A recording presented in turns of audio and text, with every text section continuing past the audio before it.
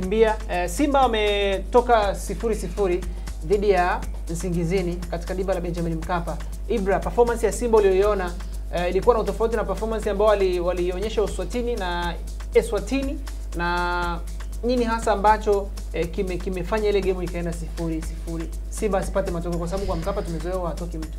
Nadhani mabadiliko ya kikosi ilikuwa kikosi cha kwanza cha Simba kutokupata matokeo. Kwa nyakati ambazo ni tofauti sana. Mara nyingi sana Simba wamekuwa wakimtumia Kibu Denis kama mshambuliaji wa pembeni. Ni siku nyingi mno kama Kibu Denis alitumika kama mshambuliaji wa kati, lakini kwenye mchezo ule unaona Kibu alitumika kama mshambuliaji wa kati. Unaiona selection ya wachezaji hasa kwenye eneo la anaicheza nani? Wanacheza Steven Dese Mukwala, Selemani Mwalimu pamoja na Jonathan Soa.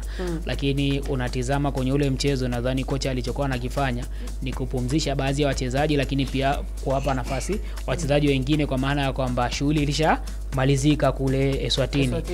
Kama unafikiria kwamba Simba kama asingepata matokeo huenda asingeenda kuanza na aina ile wala wachezaji, lakini pia unaangalia baada ya half time anaenda kufanya masabu 4 na kuingiza wachezaji wengine 4. Nadhani kocha wa Simba anachokifanya ni kuwapa nafasi wachezaji ili kuona viwango vyao halisi, kwa maana ya kwamba kuna kiwango cha mchezaji kwenye uwanja wa mazoezi, lakini pia kuna kiwango cha mchezaji kwenye uwanja wa mechi, hasa akiwa na mechi ambayo ina tension. Ndio kitu ambacho kakifanya.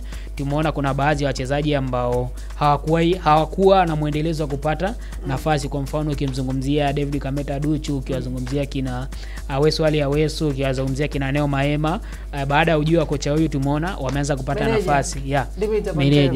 Meneja tunaweza kusema kwamba ni meneja nje ya uwanja, lakini ndani ni kocha.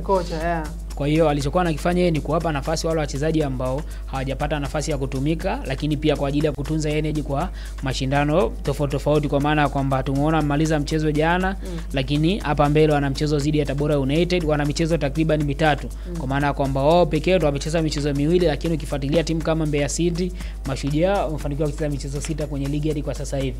Kwa hiyo bado wana viporo ambavyo vinawasubiri. Kwa hiyo ili kuendana sawa, kuna wachezaji ambao ni muhimu kwenye kikosi ambao unajua kabisa kwenye hizi mechi wataenda kutumika.